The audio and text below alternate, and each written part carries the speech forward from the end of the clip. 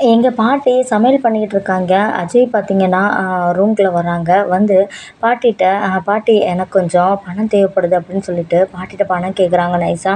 உடனே பாட்டியும் "எதுக்காகடா?" அப்படின்னு சொல்லிட்டு கேட்க, "இல்ல பாட்டி எனக்கு பணம் தேவைப்படுது. எனக்கு இப்போ வேணும்" அப்படின்னு சொல்லிட்டு மொட்டையா சொல்ல, இங்க பாட்டிக்கும் டென்ஷன் ஆயிருது. "ஏன்டா விஜய் எப்பயாவது வந்து என்கிட்ட காசு தா அது இதுன்னு சொல்லிட்டு கேட்டிருக்கானா? ஏன்டா நீ மட்டும் இப்படி இருக்க?" அப்படின்னு சொல்லிட்டு கேட்குறாங்க பாட்டி. அதுக்கு உடனே இங்க அஜய், "விஜய் அண்ணாட்ட நிறைய பணம் இருக்கு. அவர் பிஸ்னஸ் பண்ணுறாரு. ஆனால் நான் அப்படி இல்லையே. நான் யார்கிட்ட போய் கேட்க முடியும்? இவ்வளோ நாளாக அப்பாட்ட தான் வாங்கிட்டு இருந்தேன். ஆனால் இப்போ அப்பாவும் இங்கே இல்லை. அப்போ நான் உங்ககிட்ட தானே கேட்க முடியும். நீங்கள் தானே அப்பாவையுமே வந்து வெளியே அனுப்புனீங்க. இப்போ நான் அதனால் உங்ககிட்ட தான் கேட்பேன்" அப்படின்னு சொல்லிட்டு இங்கே அஜய் சொல்கிறாங்க. "உங்கள் அப்பாவுக்கு மட்டும் காசு எங்கேருந்து வருது? என் வீட்டுக்காரவங்க கொடுக்கறதுனால தானே ராதா அவங்க அப்பாவுக்கு கொடுப்பா. இப்படி குடும்பமே இப்படி இருந்தீங்கன்னா என்னடா செய்ய முடியும்? உங்கள் அப்பா தான் அப்படி ஒரு வேலைக்கு போகாமல் உட்காந்து சாப்பிட்டாருன்னு பார்த்தா, நீ என்னன்னா ஒரு வேலையை தேடணுங்கிற ஐடியாவே இல்லையா? விஜயோட ஆஃபீஸ்க்கு ஒழுங்கா போயிருந்தா அவனே உன்னைய ஏதாவது பண்ணியிருப்பான். ஆனால் அவன் ஆஃபீஸ்க்கும் நீ ஒழுங்கா போகாமல் இப்படி திடுதப்புன்னு கல்யாணத்தை பண்ணிட்டு வந்து நிற்கவும் அவனும் இப்போ வர வேணான்னு சொல்லிட்டான். இப்போ நீ என்ன பண்ணலான்னு தான் இருக்க? இப்படியே என்கிட்ட காசு வாங்கிட்டு இருக்க புரியலா?" அப்படின்னு சொல்லிட்டு எங்கள் பாட்டி கேட்குறாங்க. அங்கேருந்து வந்த ராகினி இங்கே நடக்கிறது எல்லாத்தையுமே பார்த்துட்டு என்ன அவன் பண்ணிகிட்ருக்கான்னு சொல்லிட்டு எட்டி பார்க்குறாங்க. அவள் பார்த்தீங்கன்னா, "டேய் நீ உன்னைய நம்பி இப்போ ஒரு பொண்ணு வேற வந்துருச்சு. நீ இப்படியே சும்மா இருந்தீன்னா அப்புறம் என்ன செய்கிறது சொல்லு? இப்போ நீ உனக்கு காசு தேவைன்னு சொல்லிட்டு என்கிட்ட வந்து காசு கேட்குற. அப்போ அந்த பொண்ணுக்கு ஏதாவது காசு தேவைன்னா அவளும் வந்து என்கிட்ட கேட்பாளா? நீ வந்து என்னோட பேரன், ஒரு சங்கடம் இல்லாமல் கேட்டுருவ. ஆனால் அவன் நிலைமையை நினச்சி பாரு. இனிமேலாவது பொறுப்பாக இருக்கணும்னு நினை. விஜய் பாரு, அவன் பாட்டுக்கு அவனுக்குன்னு ஒரு தொழில் அமைச்சிட்டு அப்படி அழகாக வாழ்ந்துட்டு இருக்கான். அவனும் தான் உன்னை மாதிரி ஆசைப்பட்ட பொண்ணை கல்யாணம் பண்ணிட்டு வந்தான். ஆனால் அவன் இப்படியா? அவன் அந்த காதல் விஷயத்தில் இப்படி இருந்தால் கூட, கல்யாண விஷயத்தில் இப்படி பண்ணிட்டு வந்திருந்தா கூட அவன் மேலே வேறு ஏதாவது தப்பு சொல்ல முடியுமா? என்னைக்காவது ஒரு நாள் சோம்பேறித்தனமா ஆஃபீஸ்க்கு லீவ் போட்டு ஒரு நாள் வீட்டில் இருந்தவனை பார்த்துருக்கியா? நீ எப்படிடா வேலையே செய்யாமல் வீட்டிலேயே இருக்க அப்படின்னு சொல்லிட்டு எங்கள் பாட்டி கேட்குறாங்க. உடனே இங்கே ராகினி ஓடியாந்து, "இங்கே பாருங்க, என் புருஷனை இப்படிலாம் வேலைக்கு போகாமல் வீட்டிலே இருக்கிறேன்னு சொல்லிட்டுலாம் நீங்கள் திட்டிகிட்டு இருக்காதீங்க. அவர் தனியாக ஒரு பிஸ்னஸ் ஸ்டார்ட் பண்ண போகிறாரு. அதுக்காக தான் யோசனை பண்ணிட்டு வீட்டில் இருக்காரு. ஏன் முன்னாடியே இப்படி அவரை திட்டிகிட்டு இருக்கீங்கன்னு" கேட்க, "நான் உன் முன்னாடி ஒன்று திட்டலையேம்மா. நான் அவன்கிட்ட தனியாக தானே பேசிகிட்டு இருக்கேன். நீ தான் வந்து ஒட்டு கேட்டுட்டு இந்த மாதிரி வந்து என்னட்ட பேசிகிட்டு இருக்க. சரி என் பேரை நான் திட்டினா நான் உனக்கு என்ன?" அப்படின்னு சொல்லிட்டு இங்கே பாட்டி கேட்க, "என்னதான் இருந்தாலும் அவர் ஏன் புருஷன் இல்லையா? எதுக்கு அவரை வீட்டிலேயே இருக்கிறோம்னு சொல்லிட்டு இருக்கீங்க? ஃபஸ்ட்டு எதுக்கு எல்லாரும் விஜயோட கம்பேர் பண்ணி அஜயை பேசிகிட்டு இருக்கீங்க? விஜய் ரொம்ப உத்தமரா, நல்லவரா? அஜய் அளவுக்கு வர முடியுமா அவங்க பேரனால்?" அப்படின்னு சொல்ல, "நீ விஜயை எந்த அளவு வகையில் நீ குறைச்சி எடை போட்ட சொல்லு? விஜயை பற்றி உனக்கு என்ன தெரியும்? இப்போ எதுக்கு தேவையில்லாமல் அவனை இழுக்கிற? அவன் ஒழுங்காக வேலைக்கு போகிற மாதிரி நீயும் ஒழுங்காக வேலைக்கு போகலாம்னு சொன்னது ஒரு தப்பாமா?" அப்படின்னு சொல்லிட்டு கேட்க, அங்கேருந்து தாத்தாவும் காவேரியும் விஜயுமே வந்துடுறாங்க. "என்ன இங்கே சத்தமாக கிடக்கு?" அப்படின்னு சொல்லிட்டு இங்கே தாத்தா கேட்குறாங்க. உடனே எங்கள் பாட்டி, "இல்லைங்க, இப்படி வேலைக்கு போகாமல் வீட்டிலேயே இருக்கியடா, ஒரு வேலைக்குன்னு போனால் என்னன்னு சொல்லிட்டு இருந்தேன். அதுக்கு இந்த பொண்ணு வந்து என் புருஷனை எப்படி நீங்கள் திட்டலாம்னு சொல்லிட்டு கேட்டுட்ருக்கு. வேறு ஒன்றும் இல்லைன்னு" சொல்ல, இங்கே பாட்டி சொல்கிறாங்க, "நீ ஏம்மா அப்படிலாம் சொல்கிற? அவன் அப்படி சொன்னால் அவனுக்கே தாங்க முடியாது. இதில் இப்போ பொண்டாட்டி வேற வந்திருக்கா. அவன் முன்னாடி இப்படி சொன்னீனா?" அப்படின்னு சொல்ல, "நான் அவன் முன்னாடி ஒன்றும் திட்டலைங்க. நான் தனியாக கூப்பிட்டு தான் எடுத்து சொல்லிக்கிட்டு இருந்தேன். இவன் எல்லாத்தையும் கேட்டுட்டு இவன் வந்து என்னைட்ட இப்படி சொல்லிட்டு இருக்கா. ஏங்க என் பேரனை நான் அறிவுரை சொல்லக்கூடாதா? அவன் ஒரு நல்ல வழிக்கு வந்தால் எனக்கு தானேங்க பெருமை" அப்படின்னு சொல்லிட்டு இங்கே பாட்டி சொல்கிறாங்க. உடனே தாத்தாவும், "இல்லைம்மா, அது வந்து நீ சொல்லலாம். ஆனால் நல்லா எடுத்துக்கிறவங்கக்கிட்ட சொல்லலாம். அஜய்கிட்டேலாம் இதையெல்லாம் சொன்னீன்னா அவன் அதை தப்பாக தான் நினச்சிக்கிருவான். ஏன்னா அவன் உடம்புல ஓடுறது நம்ம ரத்தம் கிடையாது, அவங்க அப்பாவோட ரத்தம். அவங்க அப்பா எப்படி ஒவ்வொரு விஷயத்துலையும் பெருசாக எடுத்துக்கிடுவாரோ அது மாதிரி தான் இவனும் எடுத்துக்கிடுவான். நீ எதுக்கு இந்த மாதிரிலாம் அவனுக்கு அட்வைஸ் பண்ணிக்கிட்டு இருக்க?" அப்படின்னு சொல்லிட்டு இங்கே தாத்தா சொல்ல, "ஆமாங்க, என் மேலே தப்பு தான். அது பார்த்தீங்களா அந்த பொண்ணு எப்படி ஆடுதுன்னு? ஒரு பெரிய மனுஷன் கூட இது இல்லாமல் இப்படி சொல்லிகிட்டு இருக்கு. அதுக்கு காவேரி எவ்வளவோ பரவாயில்ல. காவேரி வீட்டுக்குள்ளே வரும்போது இந்த பொண்ணு என்ன பண்ண போதோன்னு நினச்சேன். ஆனால் இப்படிலாம் அவள் எதிர்த்துலாம் பேச மாட்டா. இந்த பொண்ணு என்னங்க இப்படி பேசிகிட்டு இருக்குன்னு சொல்ல, நீங்கள் ஃபஸ்ட்டு என்னையவும் காவேரியவும் கம்பேர் பண்ணுறதை விடுங்க. அதே மாதிரி அஜயவும் விஜயவும் கம்பேர் பண்ணுறதை விடுங்க. அவங்கவுங்களுக்கும் ஒவ்வொரு இண்டிவிஜுவாலிட்டி இருக்கும். நீங்கள் எதுக்கு இப்படி போட்டு எல்லாரையும் கம்பேர் பண்ணிக்கிட்டு இருக்கீங்க? சரிம்மா, இனிமேல் நான் யாரையும் யாரு கூடயும் கம்பேர் பண்ணலை. உன் புருஷனை நான் எந்த கேள்வியும் கேட்கல. உங்கள் இஷ்டத்துக்கு இருங்க" அப்படின்னு சொல்லிட்டு இங்கே பாட்டி போக உடனே விஜய் பார்த்துட்டு, பாட்டி ஒரு நிமிஷம் நில்லுங்க அப்படின்னு சொல்கிறாங்க. உடனே இங்கே எல்லாருமே என்னப்பா ஏன் அப்படின்னு சொல்லிட்டு கேட்க, பாட்டி இப்போ நீங்கள் யார்கிட்ட பேசிக்கிட்டு இருந்தீங்க, அஜய்கிட்ட தானே பேசிக்கிட்டு இருந்தீங்க அப்படின்னு சொல்கிறாங்க பாட்டி. ஆமாம் அப்படின்னு சொல்லிட்டு சொல்ல, நீங்கள் அஜய்க்கு தானே அட்வைஸ் பண்ணிகிட்டு இருந்தீங்க, அதுவும் நீங்கள் தனியாக தானே கூப்பிட்டு வச்சு சொல்லிக்கிட்டு இருந்தீங்க, இப்போ இந்த பொண்ணு எதுக்கு உங்களை இப்படி பேசுது அப்படின்னு சொல்லிட்டு கேட்க, அதை தானேப்பா நானும் சொல்கிறேன், சரி விஜய் விடு, நம்ம ஏதோ நேரம் சரியில்லை அவ்வளோதான் அப்படின்னு சொல்லிட்டு இங்கே பாட்டி சொல்கிறாங்க. அப்படின்னா இல்லை பாட்டி, உங்ககிட்ட இப்போ நடந்துக்கிட்ட விதமே சரியில்லை, இதை நம்ம சும்மா விட்டோம்னா இதே மாதிரி பல தடவை இவ இப்படி பண்ணிகிட்டு இருப்பா, நீங்கள் தனியாக வச்சு அஜய்கிட்ட பேசிக்கிட்டு இருந்தா அதை ஒட்டு கேட்டுட்டு வந்து இந்த மாதிரி உங்ககிட்ட பேசிக்கிட்டு இருப்பாளா, உங்களை எப்படி எதிர்த்து பேசலாம், இந்த குடும்பத்துலேயே நீங்கள் தான் பெரியவங்க, உங்களை எப்படி எதிர்த்து பேசலாம் அந்த பொண்ணு அப்படின்னு சொல்லிட்டு சொல்ல, உடனே இங்கே ராகினி, நான் எங்கே எதிர்த்து பேசினேன், என் புருஷனை இப்படிலாம் பேசாதீங்கன்னு சொன்னது ஒரு தப்பா, நான் ஒன்றும் பாட்டிக்கு எதிர்த்துலாம் பேசலன்னு சொன்னேன், அப்போ இப்போ நீ செஞ்சதுக்கு என்ன அர்த்தம் அப்படின்னு சொல்லிட்டு இங்கே விஜய் கேட்குறாரு.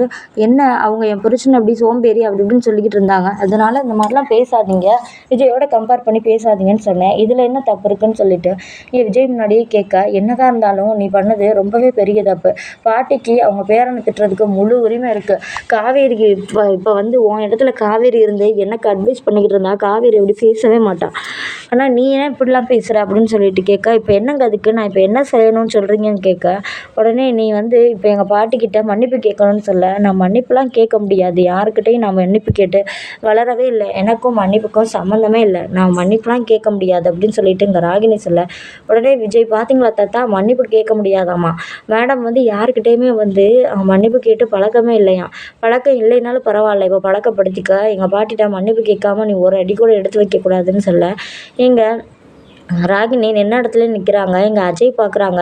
ராகினி எதுக்கு தேவையில்லாம் பிரச்சனை, பாட்டிகிட்ட மன்னிப்பு கேட்டுட்டு வா போகலாம் அப்படின்னு சொல்லிட்டு சொல்ல, உங்களுக்கு அறிவே இல்லையா, உங்களுக்காக தான் நான் இப்படி தலைகீழாக நின்று சண்டை போட்டுக்கிட்டு இருக்கேன், நீங்கள் என்னென்னா உங்கள் பாட்டிகிட்ட மன்னிப்பு கேட்டுட்டு வா போகலான்னு சொல்லிட்டு இருக்கீங்க, என்ன தான் நினச்சிக்கிட்டு இருக்கீங்க, நீங்கள் ஏன் இப்படி இருக்கீங்க அப்படின்னு சொல்லிட்டு கேட்க, பாட்டி இந்த பிரச்சனையை இதோட விடுங்க பாட்டி, இவளுமே மன்னிப்பு கேட்குறாப்புல தெரியலை, நான் வேணா உங்ககிட்ட மன்னிப்பு கேட்குறேன்னு சொல்லிட்டு அஜய் சாரி பாட்டி அப்படின்னு சொல்லிட்டு சொல்ல, உடனே இங்கே ராகினி, ஏங்க உங்களுக்கு அறிவே இல்லையா, நீங்கள் இப்போ என்ன செஞ்சீங்க, எதுக்கு இப்போ உங்கள்கிட்ட மன்னிப்பு கேட்டுக்கிட்டு இருக்கீங்க அப்படின்னு சொல்லிட்டு ராகினி கேட்குறாங்க. பாட்டிங்களா பாட்டி, உங்ககிட்ட மன்னிப்பு கேட்குறதுக்கு அவ்வளோ கௌரவ குறைச்சலாக இருக்குது, அப்போ நீ என்ன வேணாலும் பேசுவேன் இந்த வீட்டில், நாங்கள்லாம் பார்த்துட்டே இருக்கணுமா, பாட்டியை இதுவரை யாருமே எதிர்த்து பேசினதே கிடையாது, இப்போ நீ பேசினதுக்கு நீ மன்னிப்பு கேட்டே தான் ஆகணும், இல்லைன்னா இந்த இடத்த விட்டு போகவே முடியாதுன்னு இங்கே விஜய் சொல்லிடுறாரு. கண்டிஷனாக சொல்ல இங்கே அஜயும் எப்படியோ கெஞ்சுறாரு, நீ எப்படியா கேளுன்னு, நான் இந்த இடத்துலையே நிற்பனே தவிர ஆனால் யாருக்கிட்டே நான் மன்னிப்பு கேட்க முடியாது, என்ன நினச்சிக்கிட்டு இருக்கீங்க, எங்கள் அப்பா இங்கே வராமல் இருக்கவும் உங்களுக்குலாம் என்ன திமிரு வச்சு போச்சு, இப்போ விஜய் இப்போ காவேரியோட குடும்பம் வேற இங்கே வந்து உட்காந்துருக்கு, அப்போ இவங்க குடும்பம் மட்டும் இங்கே வந்து இருக்கலாம், எங்கள் அப்பா இங்கே வரக்கூடாதா, எங்கள் அப்பா இப்போ வராமல் இருக்கிறதுனால தான் உங்களுக்குலாம் திமிரு வந்துருச்சு, எங்கள் அப்பாவை இருங்க வர சொல்கிறேன், அப்போ தான் உங்களுக்குலாம் ஒரு வழி கட்டலாம் அப்படின்னு சொல்லிட்டு இங்கே ராகினி சொல்கிறாங்க. உடனே அவங்க பாட்டுக்கு சொல்லிட்டு போக, இப்போ நீ மன்னிப்பு கேட்க முடியுமா முடியாதா அப்படின்னு சொல்லிட்டு இங்கே விஜய் கேட்க, ரொம்ப முறைச்சிட்டு ரூடாக கேட்குறாரு. அதை பார்த்துட்டு இங்கே காவேரியை பயந்து போய் நிற்க, உடனே எங்கள் தாத்தா சொல்கிறாங்க, ஏம்மா ஒரு மன்னிப்பு தானம்மா, அவன் பிடிச்ச பிடியில் நிற்கிறான், நீ கேட்டால் தான் என்ன, உங்கள் அம்மா மாதிரி நினச்சி கேளு, எதுக்கு தேவையில்லாமல் பிரச்சனையை வளர்த்துட்ருக்குன்னு கேட்க, உடனே இங்கே விஜய் திரும்ப சொல்கிறாங்க, இப்போ மன்னிப்பு கேட்க முடியுமா முடியாதா அப்படின்னு கேட்க, உடனே விஜயோட பார்வையை பார்த்துட்டே இங்கே ராகினி பயந்து போயிட்டு, மன்னிச்சிருங்க பாட்டி நான் தப்பு பண்ணிட்டேன் அப்படின்னு சொல்லிட்டு வேகமாக அப்படியே முறைச்சிட்டு உள்ளே போகிறாங்க. இதை பார்த்துட்டு காவேரி, பரவாயில்லையே நம்மால் கண்ணாலேயே மிரட்டிட்டாரே அப்படின்னு சொல்லிட்டு சொல்கிறாங்க. தாத்தா வந்து சரி இதோட பிரச்சனை முடிஞ்சிச்சு போங்க எல்லாரும் அப்படின்னு சொல்லிட்டு சொல்ல, இங்கே காவேரி மட்டும் விஜயை பார்த்துட்டு நிற்க, ஓய் நீ என்ன என்னையவே பார்த்துட்டு நிற்கிற அப்படின்னு சொல்லிட்டு கேட்க, இல்லை நீங்கள் கண்ணால் ஒரு மிரட்டுனீங்களே அதுதான் பார்த்துட்ருக்கேன், உங்கள் கண்ணில் இவ்வளோ பவர் இருக்குது அப்படின்னு கேட்க, ஆமாம் என் கண்ணில் பவர் இருக்குது, அப்படியே வந்து கரண்ட் எடுத்துகிட்டு போ கொஞ்சம் அப்படின்னு சொல்லிட்டு சொல்ல, ஆனால் நீங்கள் சில நேரம் பார்க்கும்போது டெரராக தான் பாஸ் இருக்கீங்க, சில நேரம் அப்படியே குழந்த மாதிரி சிரிக்கிறீங்க, சில நேரம் அப்படியே டெரர் ஆயிடுறீங்க, பாவம் அந்த ராகினி அவளே பயந்து மிரண்டு போயிட்டா அப்படின்னு சொல்லிட்டு இவங்க சொல்ல, அப்புறம் பாட்டியவே எதிர்த்து பேசிட்டு எவ்வளோ திமிரா பேசுகிறா பாத்தியா அப்படின்னு சொல்ல, உடனே உங்களுக்கு பாட்டினா ரொம்ப பிடிக்குமா அப்படின்னு சொல்லிட்டு இங்கே காவேரி கேட்க, நான் அம்மாவே இல்லாமல் வளர்ந்துருக்கேன். எனக்கு அப்போ பாட்டியை பிடிக்காதா? என்ன சொல்லிட்டு இருக்க நீ? அப்படின்னு சொல்லிட்டு இங்கே விஜய் கேட்க, ஓ சரி சரி, அப்போ இனிமேல் பாட்டிகிட்ட உஷாராக தான் இருக்கணும். பாட்டி ஏதாவது சொல்லிட்டா என்னையெல்லாம் என்ன செய்வீங்களோ, என்னையெல்லாம் ஏதாவது முட்டி கிட்டி போட சொல்லிடாதீங்க பாஸ், நான் ரொம்ப பாவம் அப்படின்னு சொல்ல, எங்கள் பாட்டிகிட்ட ஏதாவது வம்பழுத்தினா கண்டிப்பாக நான் அந்த மாதிரி கூட பண்ணுவேன் அப்படின்னு சொல்ல, உடனே பாட்டி நின்றுட்டு சிரிக்கிறாங்க. போதும் விஜய், ஏன் அப்படிலாம் பண்ணிகிட்ருக்க அப்படின்னு சொல்ல, உடனே பாட்டி உங்களையே ஒருத்தி சீண்டி பார்த்துட்டு இருப்பா, அப்போ என்னை வந்து சும்மா இருக்க சொல்கிறீங்களா?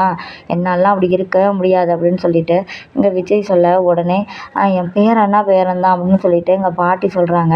உடனே காவேரி சொல்கிறாங்க, பாட்டி நான் ஏதாவது உங்களை திட்டியிருந்தேன்னா என்னை மனசில் வச்சுருக்காதீங்க, அதை அப்படியே தொடச்சி வெளியே போட்டுருங்க பாட்டி, உங்கள் பேரன்ட்ட சொல்லி கொடுத்து என்னையும் தண்டிச்சிடாதீங்க சரியா அப்படின்னு சொல்லிட்டு சொல்ல, உடனே இங்கே பாட்டி பார்க்குறாங்க, நீ அதுக்கு மேலே நீ அப்போல்லாம் என்கிட்ட எதுவுமே பேசுனதில்லையேடி, நீ எப்போவுமே துரு துருன்னு ஏதாவது காமெடி தான் பண்ணிக்கிட்டு இருப்ப, உன்னை பார்த்தா எனக்கு காமெடி பீஸ் மாதிரி தான் தெரியுமே தவிர நீ எந்த வம்புமே என்கிட்ட வச்சதில்லைன்னு சொல்ல, அப்பாடா தப்பிச்சேன். விஜய் கேட்டிங்களா? பார்த்தீங்களா பாட்டி என்ன சொல்கிறாங்கன்னு? நான் எந்த வம்புமே உங்கள்கிட்ட வச்சுக்கிட்டது இல்லையா, அதனால என்னை எதுவும் நீங்கள் பனிஷ் பண்ணிடாதீங்க சரியா அப்படின்னு சொல்ல, உடனே இவ ஒருத்தி அப்படின்னு சொல்லிட்டு இங்கே விஜய் வெளியே போகிறாரு. பின்னாடியே போகிற காவேரி சொல்கிறாங்க, உண்மையிலுமே நீங்கள் கிரேட்டு தான் தெரியுமா அப்படின்னு சொல்ல, என்ன கிரேட் அப்படின்னு சொல்லிட்டு இங்கே விஜய் கேட்குறாங்க. உங்களுக்கு பிடிச்சவங்களுக்காக நீங்கள் என்ன வேணாலும் செய்வீங்க, அது எனக்கு நல்லாவே தெரியும்னு சொல்ல, அப்படி யாரை பிடிச்சி நான் என்ன செஞ்சேன் உங்களுக்கு அப்படின்னு சொல்கிறாங்க.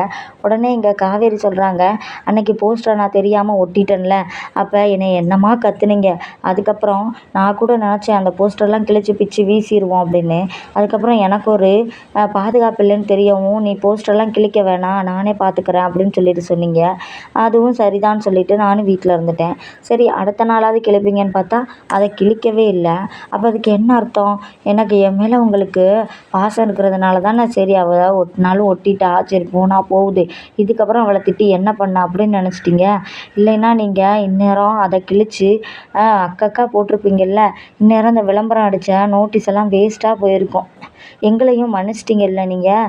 அப்போ இதுலேருந்து என்ன தெரியுது அப்படின்னு சொல்லிட்டு இங்கே காவேரி கேட்க, என்ன தெரியுது நீ ஏன் அதையே சொல்லு அப்படின்னு சொல்லிட்டு விஜய் சொல்கிறாரு, என்னை உங்களுக்கு பிடிக்குங்கிறதுனால தானே நான் பண்ண இவ்வளோ பெரிய தப்பை ஈஸியாக 2 நாளில் மறந்துட்டு போனால் போகுது அதெல்லாம் இருந்துட்டு போகுதுன்னு சொன்னீங்க, என்ன பாஸ் உண்மை தானே அப்படின்னு சொல்ல, அப்படின்னு கூட சொல்லலாம் அப்படின்னு சொல்லிடுறாரு டக்குன்னு. உடனே காவேரி, என்ன பாஸ் இப்படி பொசுக்குன்னு சொல்லிட்டீங்க, நீங்கள் வேமா இதையெல்லாம் ஏற்றுக்கிற மாட்டீங்கன்னு நினச்சேன் அப்படின்னு சொல்ல, எதை ஏற்றுக்கிற மாட்டேன்னு நினச்சேன் அப்படின்னு விஜய் கேட்குறாரு. உடனே காவேரி சொல்கிறாங்க, அதான் இந்த மாதிரி என் மேலே நீங்கள் நிறைய அன்பு வச்சுருக்கீங்கன்னு நான் சொன்னேன்ல, அதை ஏற்றுக்கிறாம அதுக்கு ஏதாவது காரணம் சொல்லுவீங்கன்னு நினச்சேன், உடனே நீங்கள் அதை ஏற்றுக்கிட்டீங்க அப்படின்னு சொல்லிட்டு இங்கே காவேரி சொல்கிறாங்க. உடனே விஜய் சொல்கிறாரு, அது உண்மை தானே, அதை ஏற்றுக்கிட்டா என்ன, ஏற்றுக்கிறலைன்னா என்ன, உன் மேலே வச்சுருக்கிற பாசம் எல்லாமே உண்மை தான், அதனால தான் அதை டக்குன்னு ஏற்றுக்கிட்டேன் அப்படின்னு சொல்ல, நிஜமாவா பாஸ் அப்படின்னு கேட்குறாங்க. உடனே இங்கே விஜயும், இதில் என்ன சந்தேகம் உனக்கு, நிஜமாக தான் அப்படின்னு சொல்லிட்டு இங்கே விஜய் சொல்கிறாரு. உடனே காவேரி விஜயை பார்க்க, விஜய் காவேரியை பார்க்க, அப்படியே 2 பேரும் அப்படியே ஒருத்தர் கண்ணாலே பேசிகிட்டு இருக்காங்க.